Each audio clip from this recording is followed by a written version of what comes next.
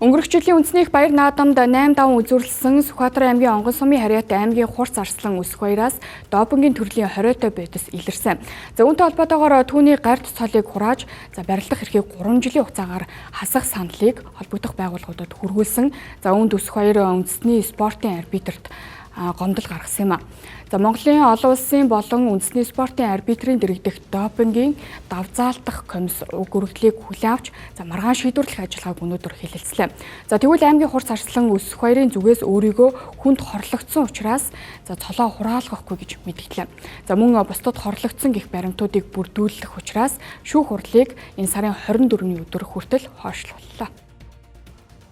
За хуралдаанд Монголын үндэсний допингийн эсрэг байгууллага нийгэм дэвших төрийн бас байгууллага үндэсний их баяр наадмыг зохион байгуулах хороо бүхий салбар хороо болон үр дүнгийн удирдлагын баг зэрэг холбогдох талбарт оролцлоо. За аймгийн Хурц Арслан өсөх баярын хувьд допингийн шинжилгээ хүлээн зөвшөөрж байгаа ч санаатаагаар хэрэглээгүй, иймээс цол хураах тохиромжгүй гэдэг байр суурийг илэрхийлээд байгаа юм. За иймд түүний зүгээс үндэсний спортын арбитрт гомдол гаргасан. За хуралдаан хойшилсан учраас мэдээлэл өгөх боломжгүй гэлээ.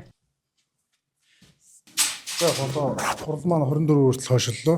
Тэгээд одоохондоо одоо мэдээлэл байхгүй байна. Тэгээд болохоор та бүхэн маань бас ойлгоорой гэж хүсмээр байна. За зүгээр яг гаргасан гомдлоо яг ийм гэдэг төвчгөө хэлж байгаа. Би гомдлоо. За бүхэн барилдаан нь Монголын өв соёл уламжлал, иймээс наадамд төрүүлэх алдар нэрэнд амар хялбар хүрэх зорилгоор допинг ашиглах нь зайлбуулхаа хэмээн үздэг.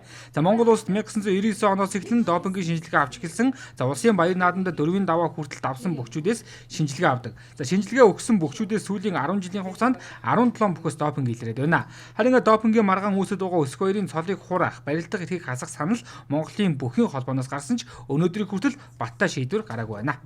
Одоо шүүх хурл ямар шийдвэр авах юм бэ?